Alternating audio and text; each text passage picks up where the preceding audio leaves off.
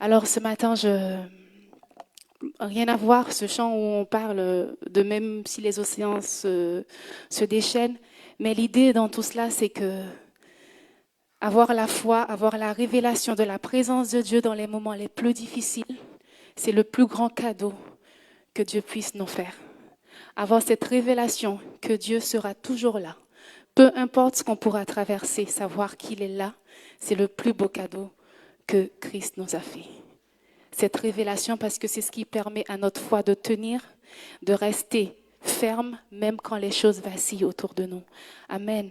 Ce matin, on va parler de révélation aussi, mais je voudrais vous parler de la révélation par la transfiguration. La révélation par la transfiguration. Avant toute chose, j'aimerais dire que la révélation de Dieu en elle-même, c'est une grâce.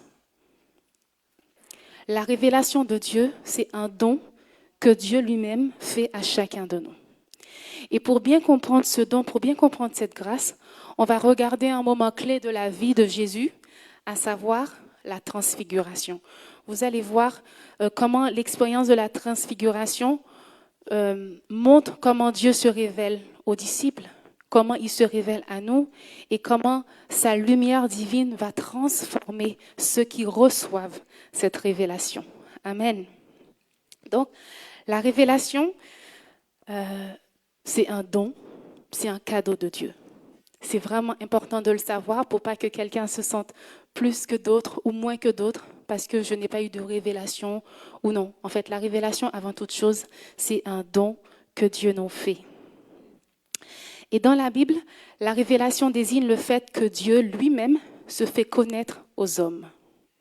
C'est-à-dire que ce n'est pas l'homme qui découvre Dieu par lui-même, mais c'est Dieu qui prend l'initiative de se révéler à l'homme. C'est vraiment important de comprendre cela. Le mot vient du latin révélare qui veut dire enlever le voile. Donc la révélation, c'est enlever le voile. C'est ce que Dieu lui-même dévoile. C'est ce que Dieu dévoile sur lui-même. C'est-à-dire sur son projet, sur la manière de vivre selon sa volonté. C'est ce que Dieu nous dévoile. Et ce sont des vérités ce sont des vérités, je dirais, que l'homme ne pourrait en aucune façon découvrir par lui-même. La révélation divine. C'est-à-dire que pour avoir la révélation, c'est Dieu qui décide de me révéler cela. Toute seule, je ne peux pas l'avoir si Dieu ne se révèle pas. Nul ne peut avoir une connaissance parfaite de Dieu. Personne. Si Dieu lui-même ne se révèle pas à cette personne. Vous savez, Dieu est un être infini. On parle de sa magnificence. Il est infiniment grand, infiniment puissant, infiniment au-delà de tout. Donc, nous, en tant qu'hommes, on ne peut arriver à avoir une connaissance parfaite de lui. On peut le connaître partiellement d'ailleurs au travers de ce qu'il nous a déjà révélé. Mais on ne peut pas connaître la plénitude de Dieu. Même les plus grands théologiens qui étudient la Bible ne connaissent pas Dieu dans toute sa plénitude. Et j'irai même plus loin, il y a des personnes qui étudient la Bible et qui n'ont pas la révélation de Dieu. C'est-à-dire qu'on peut connaître la parole et ne pas avoir la révélation divine. D'accord? On va lire ensemble le récit de la transfiguration qui est raconté, d'ailleurs, ce récit est raconté dans les 3 évangiles, Matthieu, Marc et Luc. Matthieu, Marc et Luc. Et nous, on va lire dans Matthieu, chapitre 17. Je vais vous lire à partir du verset 1er au verset 9. Alors il est dit, Jésus prit avec lui Pierre, Jacques et Jean et les conduisit sur une haute montagne. Il fut transfiguré devant eux. Et son visage resplendit comme le soleil et ses vêtements devinrent blancs comme la lumière. Et voici Moïse et Élie leur apparurent. On est dans le Nouveau Testament, d'accord? Donc Moïse et Élie ne sont plus à ce moment-là. Mais ils apparurent s'entretenant avec lui, avec Jésus. Pierre, prenant la parole, dit à Jésus, « Seigneur, il est bon que nous soyons ici. Si tu le veux, je dresserai ici 3 tentes, une pour toi, une pour Moïse et une pour Élie. » Déjà là, la question se pose. Moïse et Élie ne sont plus, ils sont déjà morts. Mais Pierre, il les voit avec Jésus et il les reconnaît. Il lui dit, Seigneur, je dresserai ici toi tente pour toi, pour Moïse et pour Élie. Et comme il parlait encore, une nuée lumineuse les couvrit, c'est la lumière divine. Et voici de cette nuée, une voix fit entendre ces paroles. Celui-ci est mon fils bien-aimé en qui j'ai mis toute mon affection.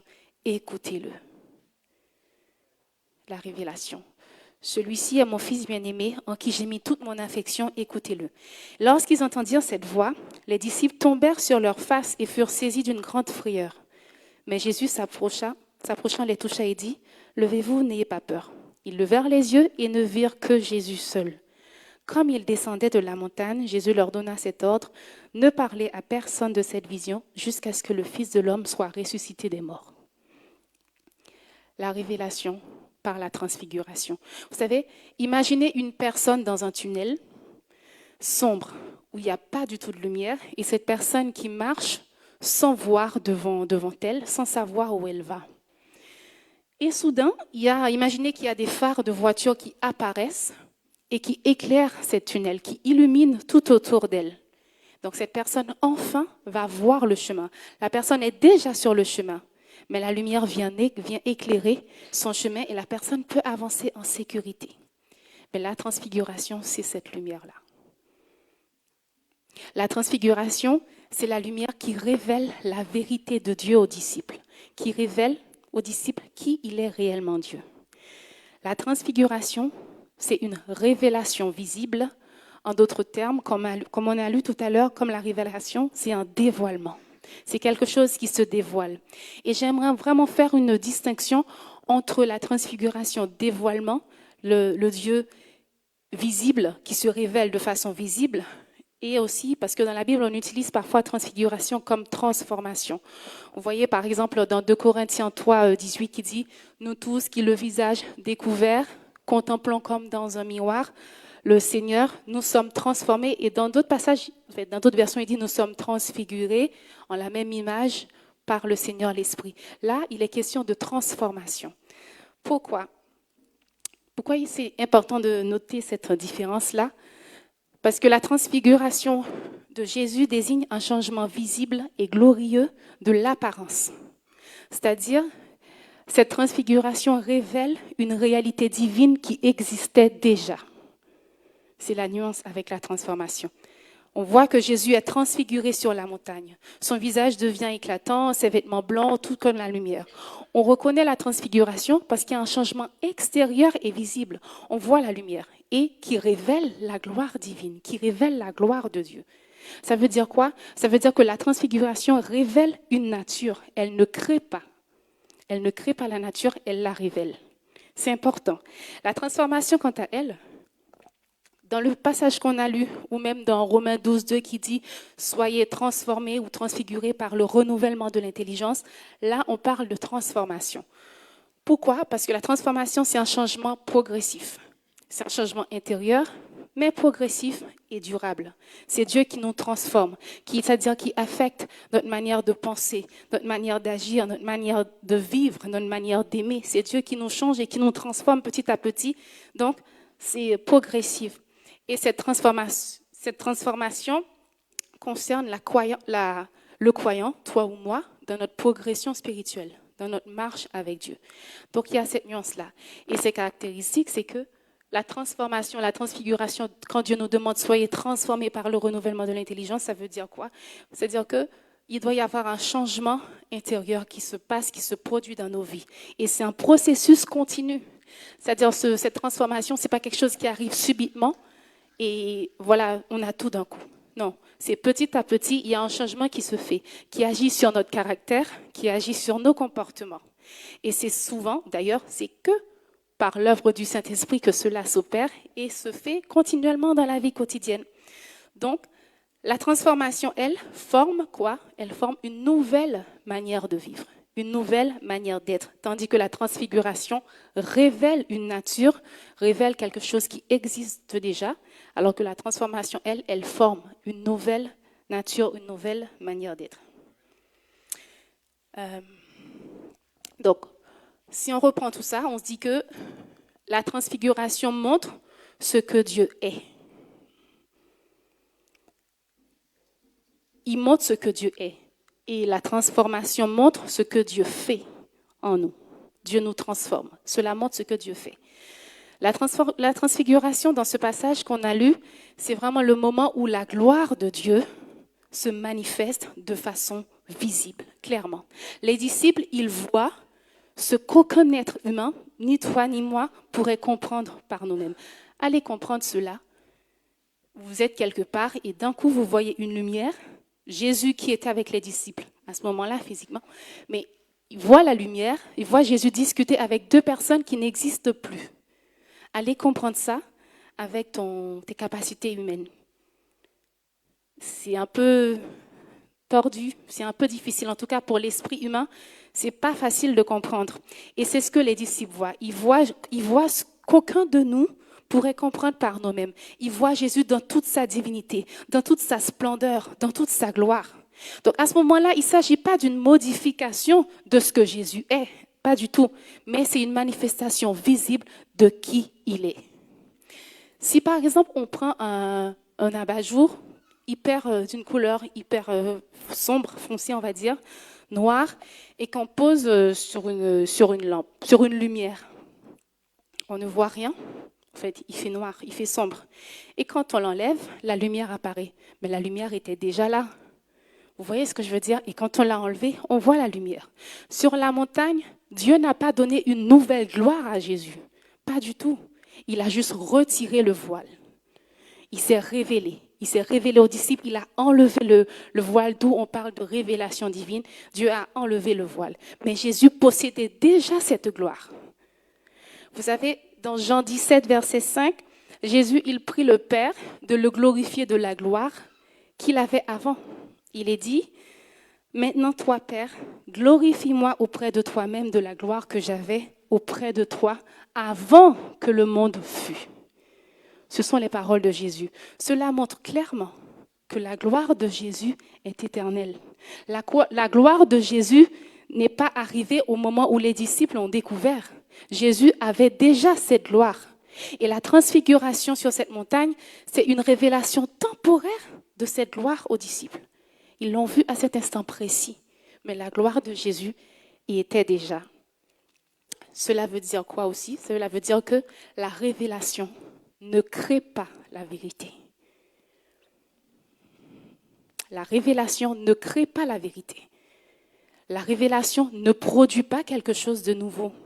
Au contraire, la révélation rend visible ce qui était invisible, ce qui était déjà. Dieu enlève le voile et tu peux voir la réalité divine, la réalité du monde spirituel. Donc Dieu enlève le voile et on voit les choses, mais elle ne crée pas. La chose, elle est déjà là, mais tu ne la vois pas avec tes yeux, tes capacités humaines. Et quand Dieu enlève le voile, il dévoile. Et là, tu vois les choses de façon, dans l'invisible, tu vois les choses spirituellement. C'est exactement ce qui s'est passé. Dans 2 Rois, chapitre 6, versets 15 à 17, donc on parlait de Jésus, mais on va parler des serviteurs d'Élisée, qui pourraient aussi nous arriver cette histoire.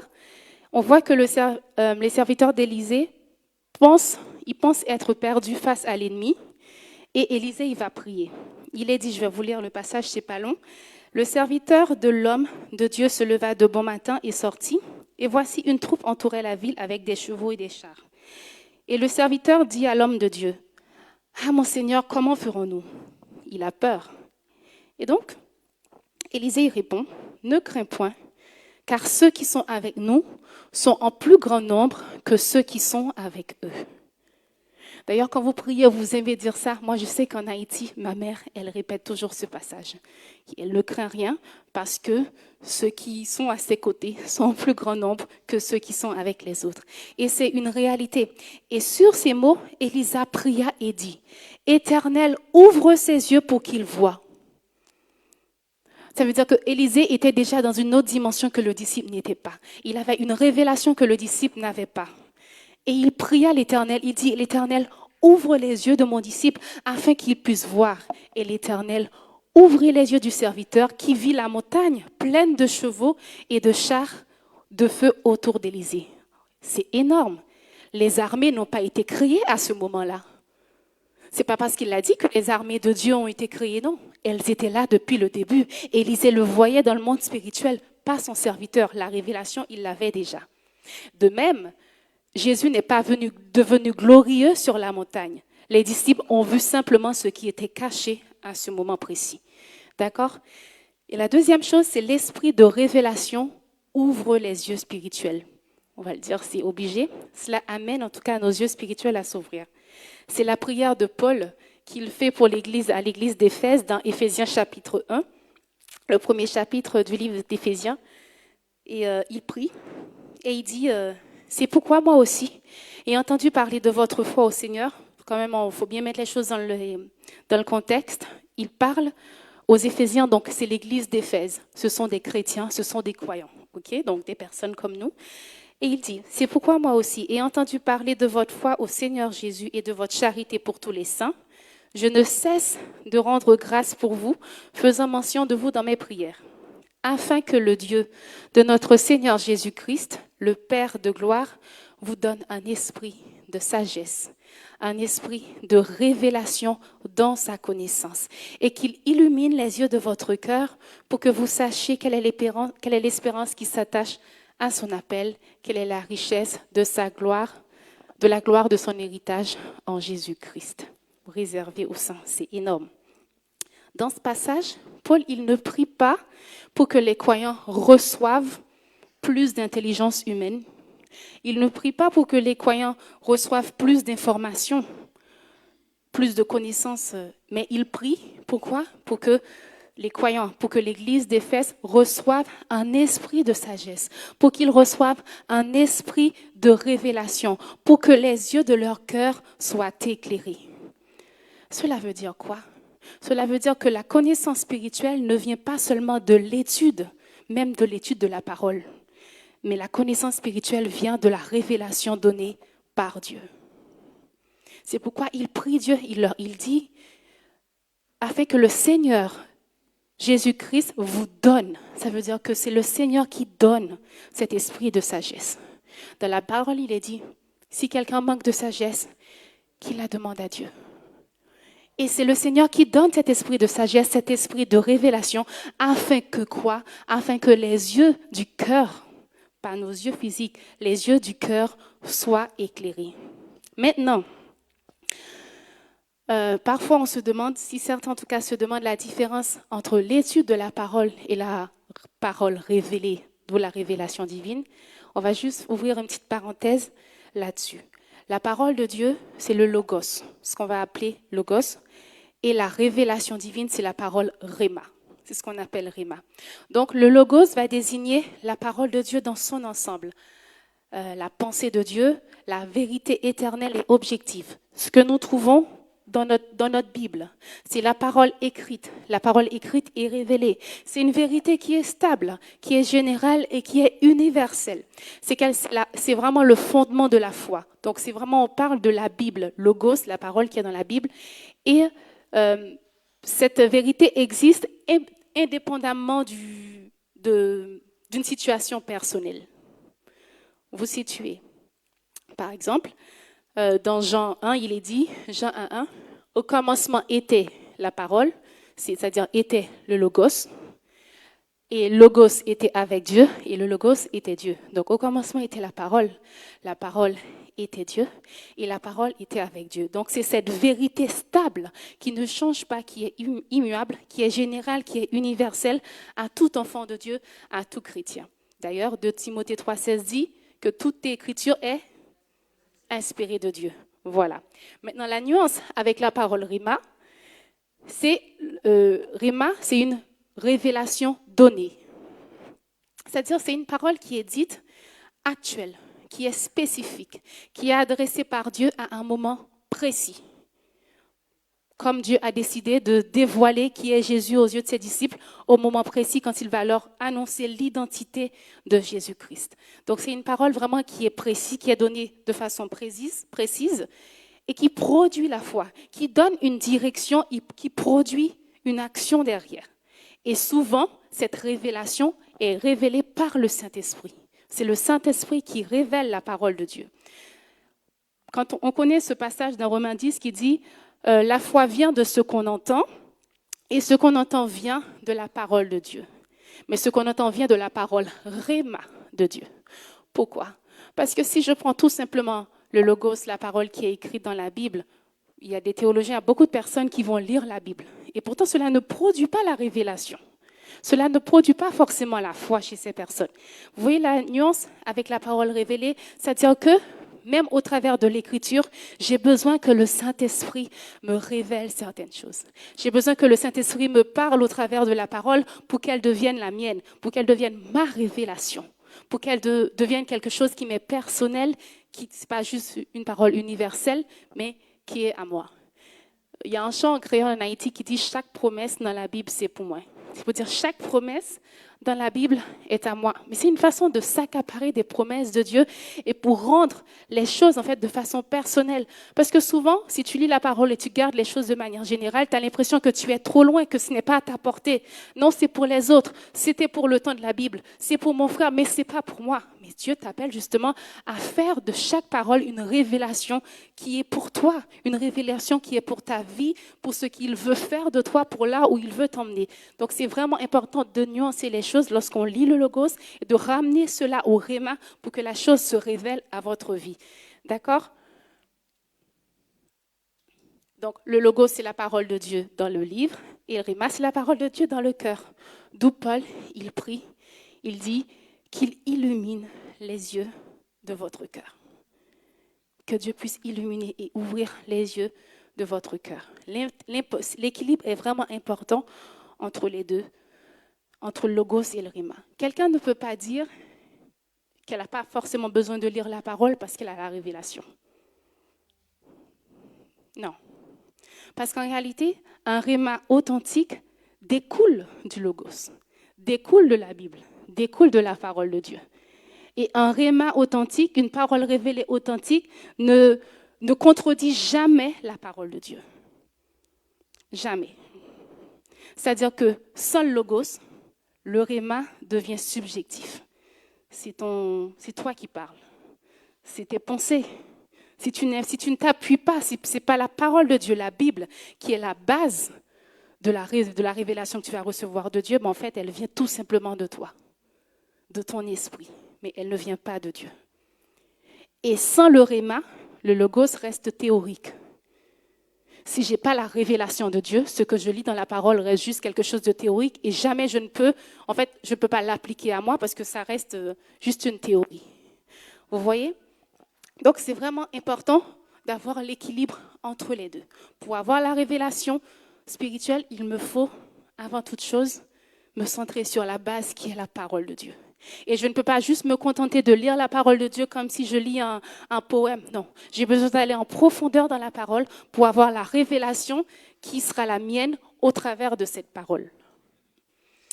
Donc, on revient dans notre message pour dire que la connaissance spirituelle ne vient pas seulement de l'étude de la parole, mais de la révélation donnée par Dieu. À ce moment précis sur la montagne, Dieu choisit de révéler aux 3 disciples qui il est Jésus. C'est à ce moment-là qui Jésus est. Les disciples voient Jésus, mais de façon différente. Avant la transfiguration, les disciples voyaient en Jésus, ils l'appelaient Rabbi par exemple. Ils trouvaient que c'était un prophète puissant ou le Messie espéré. Ils voyaient en Jésus tout cela. Ça veut dire quoi? Ils avaient une bonne théologie, mais elle n'était pas complète. Il manquait la révélation. Et la révélation change la perception, pas la réalité. Comme je disais, elle change la perception et non la réalité. Parce que Jésus ne change pas à ce moment-là. Ce sont les disciples qui changent. C'est la perception des disciples qui change à ce moment-là.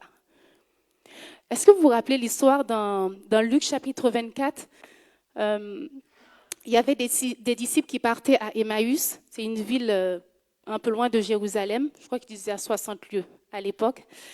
Et en fait, pendant que ces disciples marchaient sur ce chemin-là pour aller à Emmaüs, ils étaient en train de discuter entre eux, mais ils étaient attristés.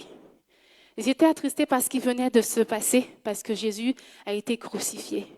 Et ils étaient attristés, ils parlaient de ça entre eux parce qu'au fond d'eux, ils espéraient que Jésus soit le Messie.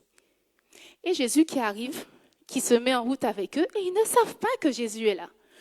Parce qu'ils étaient tellement plongés, leur regard était tellement tourné sur leur mal-être, sur ce qui se passait qui était totalement épouvantable pour eux, qu'ils n'arrivaient même pas à voir la présence de Jésus à côté d'eux. Ça veut dire quoi? Quand je regarde à mes problèmes, à mes difficultés, à ce qui me tourmente ou autre chose, je ne vois pas la présence de Dieu. C'est exactement la même chose avec ses disciples. Jésus marchait à côté d'eux. Ils ne l'ont pas reconnu.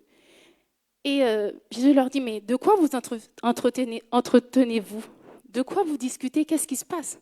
Et puis tristement, ils répondent, ils expliquent à Jésus, ah ouais, ben dis donc, je dois être le seul à ne pas savoir ce qui se passe là en ce moment. Ouais, allez, dis-moi plus. Bon là, ils racontent à Jésus ce que Jésus a vécu, quoi. Puis Jésus leur dit, mais vous êtes incrédules. Vous ne voyez pas s'accomplir ce qu'il avait prévu, ce que Dieu avait prévu. Et même là encore, ça n'a pas trop bougé dans leur tête.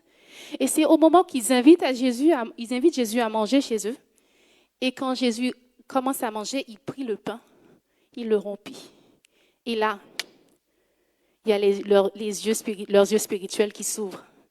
Et là, direct, ils reconnaissent qui il est. Et à ce moment-là, Jésus, il disparaît. Il part. C'est énorme, j'adore. Il leur donne la révélation et il part. Puis finalement, ils vont aller dire aux autres, oui, il est ressuscité, on l'a vu. Ils vont apporter la nouvelle. Alors qu'au début, ils marchaient avec Jésus, mais ils ne le connaissaient pas. Donc, cette histoire, c'est important parce qu'elle nous fait comprendre que leurs yeux s'ouvrent au moment où Jésus décide de se dévoiler, d'enlever le voile, de se révéler. Mais Jésus était le même avant. Et après, c'était le même. Et par contre, leur perception à ses disciples a été transformée, a été changée. Et ils ont compris qui est Jésus à ce moment-là. Vous voyez? Donc, Jésus ne change pas. La gloire de Jésus à la transfiguration qui s'est manifestée n'est pas arrivée à ce moment-là. Il a toujours été Dieu. Il a toujours été dans la gloire. C'est juste que pour les disciples, ils l'ont perçu à ce moment-là. Maintenant, si on continue dans l'histoire, on pourrait se demander pourquoi Jésus a choisi une montagne pour se transfigurer. Dans la Bible, la montagne, c'est un lieu de révélation. C'est un lieu de transformation intérieure. Moïse, il reçut la loi sur le mont Sinaï. Élie, il fait l'expérience de la présence de Dieu sur le mont Horeb. Et on pourrait continuer, plusieurs psaumes évoquent la montagne comme le lieu où l'homme va trouver Dieu. Monter sur une montagne demande un effort. Monter sur une montagne demande de la persévérance. Et parfois, cela demande du renoncement. Et donc, c'est un mouvement qu'on produit vers le haut. C'est-à-dire, ça traduit comme le désir de quitter ce qui est immédiat, ce qui est superficiel, et de prendre vraiment la distance par rapport aux préoccupations terrestres. On monte sur la montagne. Pourquoi? Pour ouvrir son cœur à Dieu. Et la montagne, c'est aussi ce lieu de mise à l'écart. On voit que Jésus, il emmène seulement 3 disciples. Il choisit 3 disciples. Il les invite à quitter la foule. Il les invite à quitter l'agitation qui régnait autour. Il les prend avec eux pour monter sur la montagne. Cette séparation souligne que la révélation de Dieu nécessite une préparation intérieure et un cœur disponible. Jésus choisit ses 3 disciples. C'est ce temps de retrait marqué par l'humilité, marqué par l'écoute, permet de comprendre clairement qui est Jésus. D'avoir cette révélation que Jésus c'est le Fils bien-aimé, que Jésus c'est le Fils de Dieu, d'avoir le réma, d'avoir la révélation. Et en choisissant ce lieu pour la transfiguration, Jésus montre aussi que le Père, il ne se dévoile pas dans le bruit. Il ne se dévoile pas là où il y a le chaos. Il se dévoile là où il y a le silence, dans la prière, dans l'intimité avec le Père. Ce n'est pas pour rien qu'il est dit, quand tu pries, entre dans ta chambre, ferme ta porte et prie dans le secret. Parce que ton Père qui te voit dans le secret, il te le rendra. C'est cette intimité recherchée avec Dieu. sur la montagne. Jésus s'écartait souvent pour aller prier, pour aller être en connexion avec son Père de façon plus profonde. Donc nous également, est-ce que parfois nous montons sur la montagne? Est-ce que nous allons nous mettre dans ce lieu secret où vraiment on va pouvoir discuter seul à seul avec Dieu? Parce que c'est dans ce lieu secret qu'il se révèle. C'est dans cette intimité qu'il se révèle. Un étudiant qui veut réussir ses examens et qui a beaucoup de choses à apprendre, il fait quoi? Il s'isole, il va bosser.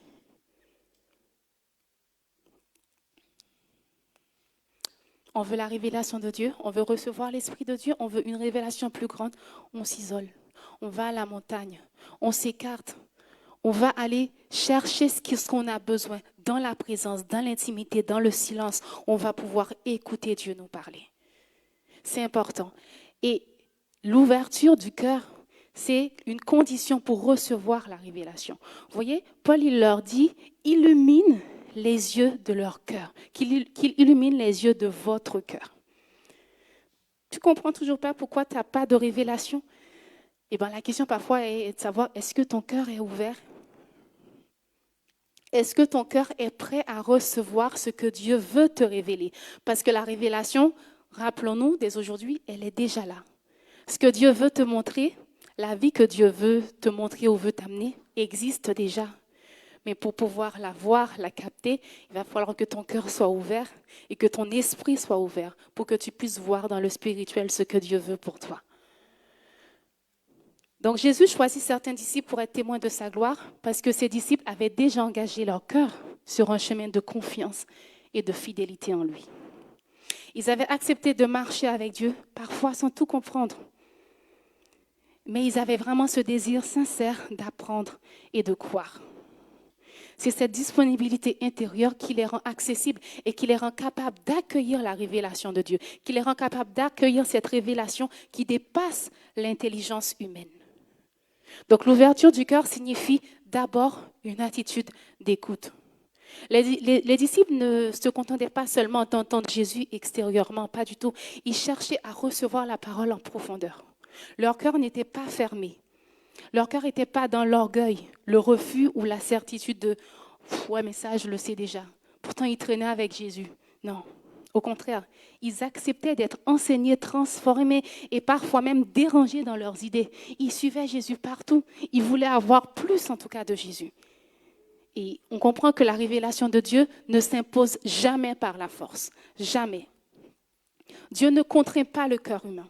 Dieu ne va pas contraindre ton cœur. Si ton cœur est fermé, si ton cœur est fermé dans l'orgueil, par exemple, dans la peur ou dans l'indifférence, cela te rend incapable de recevoir la lumière, de recevoir la révélation que Dieu veut te donner, la lumière que Dieu t'offre, parce que ton cœur est fermé par autre chose ou ton cœur est rempli par autre chose. Ce n'est pas Dieu qui refuse de se révéler, mais c'est ton cœur qui est fermé et qui ne peut accueillir ce qui lui est donné. D'accord? Un enfant, par exemple, à qui tu donnes un cadeau et qui a les mains comme ça. Le don est là, mais s'il n'ouvre pas les bras pour l'accueillir, ce cadeau, il ne va jamais le recevoir parce qu'il a les mains contre lui. C'est exactement la même chose. La révélation est un don gratuit, mais elle suppose certaines dispositions intérieures, comme la foi. La foi qui fait confiance, même sans tout savoir. Comme l'humilité. L'humilité qui reconnaît ses limites et qui reconnaît son besoin profond de Dieu.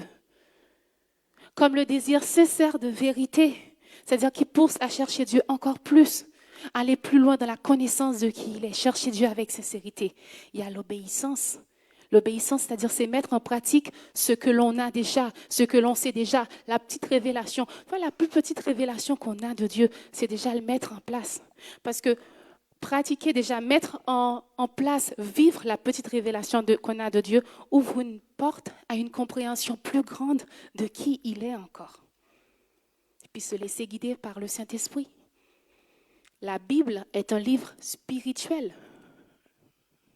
Donc, la vérité, la révélation ne vient pas seulement de notre logique humaine, mais d'une compréhension intérieure guidée par le Saint-Esprit.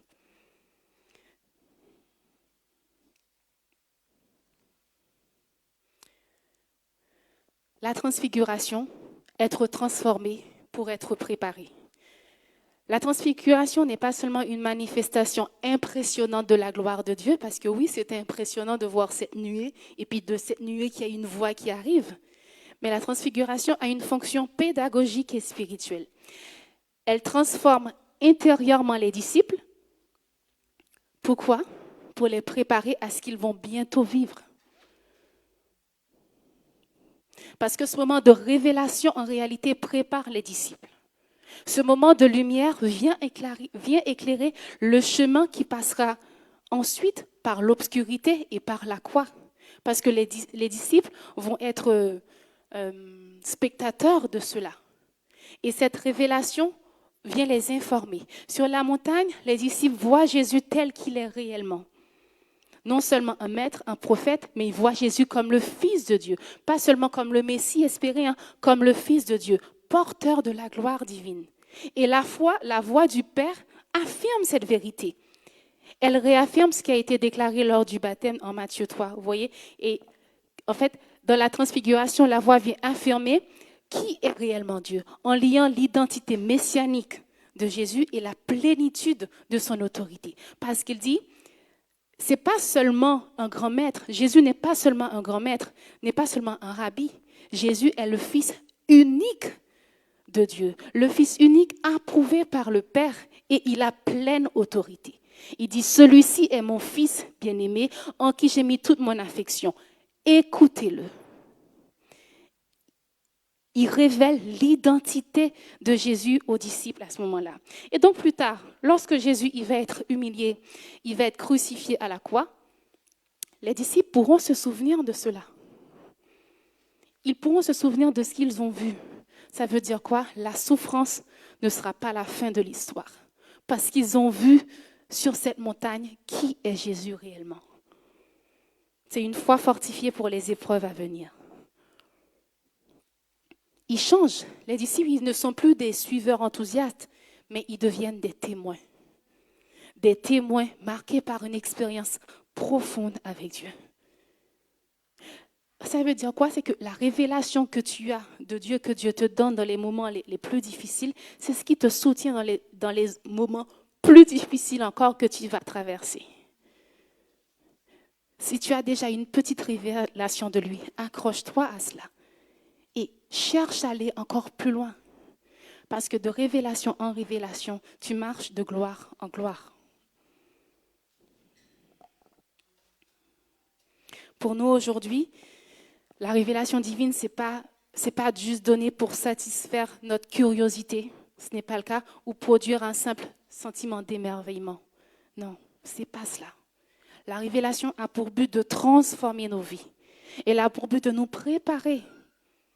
Lorsque Dieu nous éclaire par sa parole ou par une expérience spirituelle, par une compréhension nouvelle, Dieu est en train d'agir en profondeur dans notre cœur. Il agit en nous. Et cette transformation se manifeste de plusieurs manières. Cela va changer notre regard sur les épreuves. On va apprendre à voir les épreuves non pas comme une impasse, comme des impasses, mais comme des passages.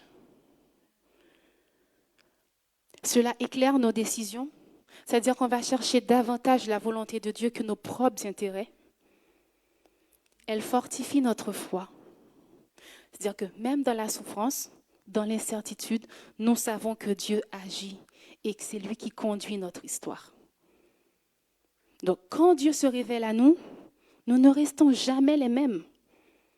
Notre manière de penser, notre manière d'aimer, notre manière d'être, notre manière de choisir, d'espérer, tout cela change. Tout cela est progressivement transformé. Comme les disciples après la transfiguration. Vous savez, nous sommes appelés à descendre dans la vallée de la vie quotidienne. Les disciples, ils sont montés sur la montagne, mais après, ils ont dû descendre avec Jésus. Nous sommes également appelés à descendre dans la vallée, dans tout ce qu'on vit chaque jour. Mais il faut qu'on sache avant toute chose que nous sommes porteurs de la lumière intérieure de Dieu.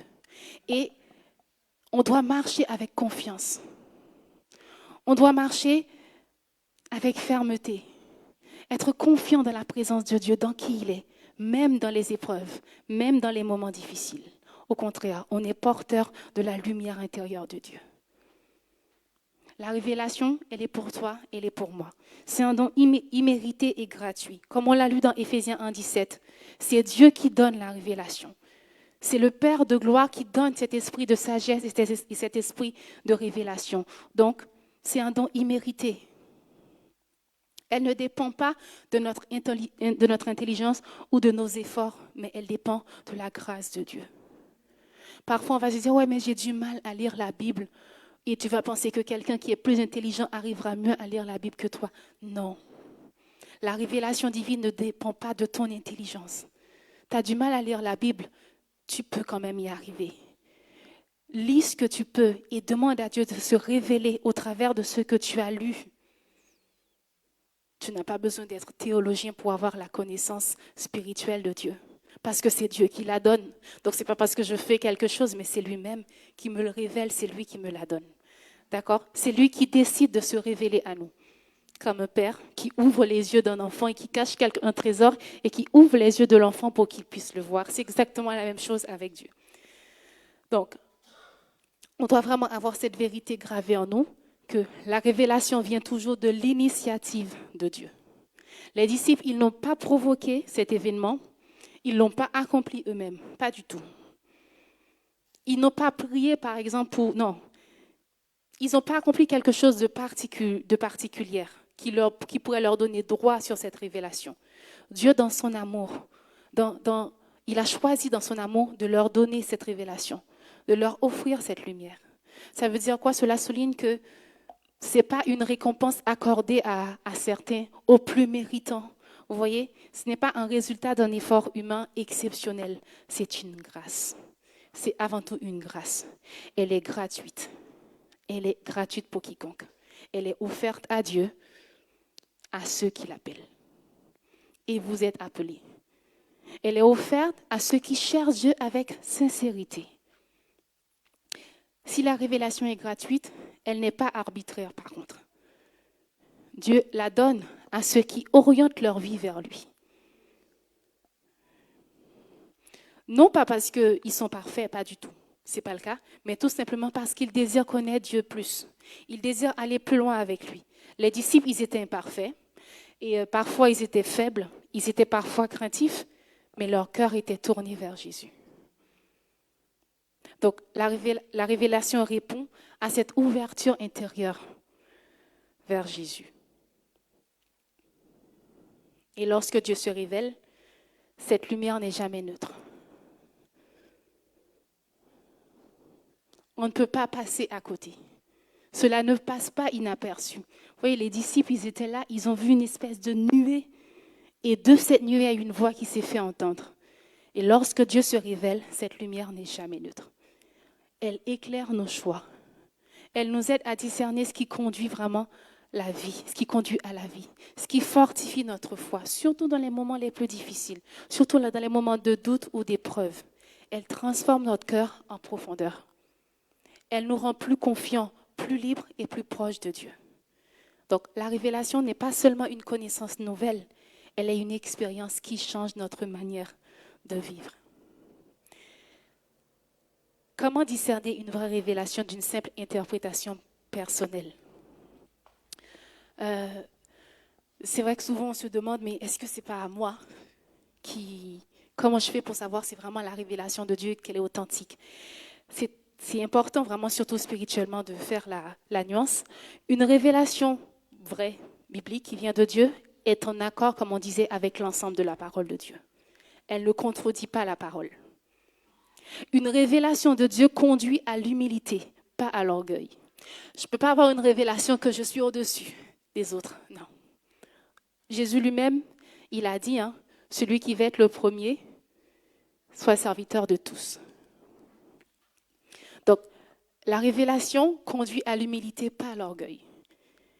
La révélation produit la paix intérieure, pas la confusion.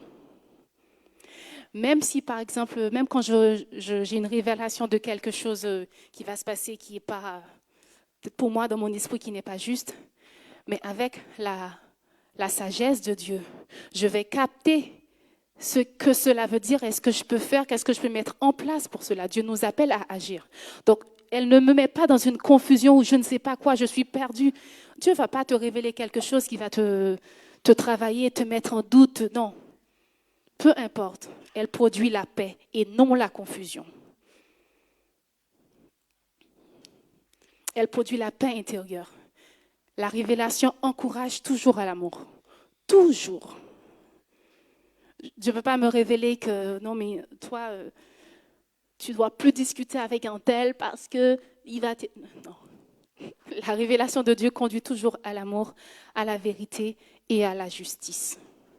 C'est vraiment des choses qui nous permettent de comprendre ce que c'est la révélation divine. Et la révélation divine ne contredit jamais le caractère de Dieu. Une vraie révélation édifie. Quand on a une interprétation personnelle, elle peut être dangereuse. Parce que souvent, si on regarde un peu plus loin, des fois avec là où on doute, on se demande, c'est quoi ça cherche? C'est quoi l'intérêt dans cette révélation? C'est le cœur de Dieu ou ça cherche à justifier mes propres désirs? On va ignorer le contexte dans lequel on est. Ou on va prendre juste un verset dans la Bible, isolé, et on va essayer de l'adapter à notre vérité. On va être dans le mode, ah ben oui, moi j'ai compris, j'ai capté quelque chose, ça je l'ai compris, donc c'est le moi qui parle, moi j'ai compris. Et puis cela va créer la peur chez les autres des fois. Ça met la pression aux autres ou ça met la condamnation sur les autres. Alors que la révélation divine de Dieu n'est pas là pour condamner. Elle est là pour relever, elle est là pour restaurer, elle est là pour aider, elle est là pour guérir. Mais elle n'est pas là pour condamner, pour opprimer, pour blesser. Non. Ce n'est pas la révélation de Dieu. Si une révélation te pousse à mépriser les autres, elle n'est pas saine. Elle ne vient pas de Dieu, tout simplement. Parce que la révélation de Dieu est en accord avec le caractère de Dieu, avec la personne de Dieu, avec la Bible, avec la parole, avec qui Dieu est, avec les attributs de Dieu. Déjà, tu peux déjà checker et regarder, est-ce que là c'est moi qui parle ou est-ce que c'est vraiment Dieu qui me parle au travers de cette révélation? Et sachez que Dieu révèle selon la maturité et non selon la curiosité. Ce n'est pas parce que je suis hyper curieux que Dieu va se révéler plus. C'est parce que je suis mature en lui. Parce que je lui fais confiance. Parce que je passe du temps dans sa présence. Parce que je le cherche avant toute chose. Parce que je me confie en lui. C'est pourquoi Dieu il va se révéler à moi. Alors aujourd'hui, Dieu peut se révéler à vous à travers un verset ou un enseignement, à travers une intuition ou une rencontre. Peu importe, mais soyez ouverts et humbles, prêts à recevoir cette lumière, être à l'écoute et laisser cette révélation vous transformer votre vie. La révélation vous transforme d'abord, toujours. La révélation que tu reçois de Dieu n'est pas forcément pour les autres, tu ne peux pas aller changer les autres si tu n'es même pas toi-même déjà transformé. Donc, la révélation, elle est là pour te transformer d'abord, pour toucher ta vie, toucher ta personne, toucher ton caractère, toucher qui tu es. Te transformer, transfigurer, comme les disciples sur la montagne, qui sont redescendus avec cette vérité de qui est Jésus. Mais la révélation, c'est exactement pareil pour nous. Dieu se révèle à nous en nous disant encore plus qui il est. Voilà, c'était la pensée que je voulais vous partager ce matin. Je vais vous inviter à vous mettre debout et on va prendre un temps.